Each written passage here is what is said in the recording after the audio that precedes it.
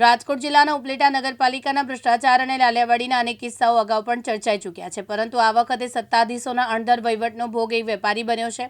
છેલ્લા 2.5 વર્ષથી જીમના સાધનોનું પેમેન્ટ ન મળતા આખરે કંટાળેલા કોન્ટ્રાક્ટરે સ્પોર્ટ કોમ્પ્લેક્સમાંથી સાધનો પરત ખેંચવાની ફરજ પડી છે। અંદાજે 2.5 વર્ષ પહેલા ઉપલેટાના સ્પોર્ટ કોમ્પ્લેક્સના અંદાજે 5 લાખ રૂપિયાના ખર્ચે જીમના સાધનો ફિટ કરવામાં આવ્યા।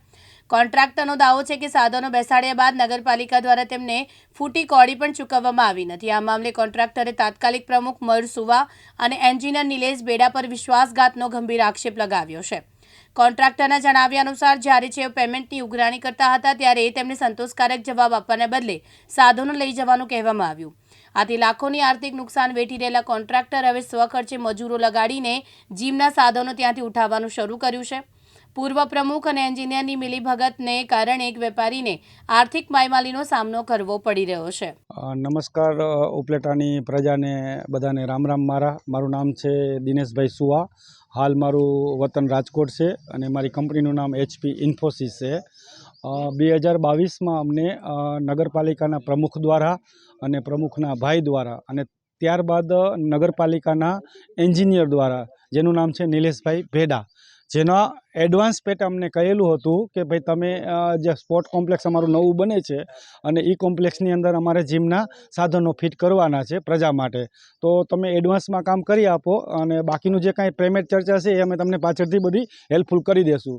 એટલે એક વિશ્વાસ પ્રત્યે અમે લાગણી પ્રત્યે ઉપલેટાની કે ભાઈ આપણું વતન ઉપલેટા છે તો ચાલો કંઈ વાંધો નહીં, નગરપાલિકા દ્વારા આવું કામ થતું તો આપણે કરી દઈએ। એટલે એડવાન્સમાં અમે આ કામ કરી નાખ્યું। પછી જેમ જેમ સમય વીતતો ગયો અને જેમ જેમ અમે એને અવારનવાર કહેતા ગયા કે ભાઈ હવે આનું શું કરવાનું, પણ અમને સફળતા પેમેન્ટ બાબતની ક્યારેય મળી નહીં। આજે 2.5 વર્ષ પછી હવે અમે ચીફ ઓફિસર સાહેબ અમને એમ કહે છે કે ભાઈ તમારા સ્વખર્ચે તમે આ સાધનો પાછા નીકાળી શકો, તો હવે અત્યારે નીકાળવા માટે અમે અહીંયા આવેલા છીએ।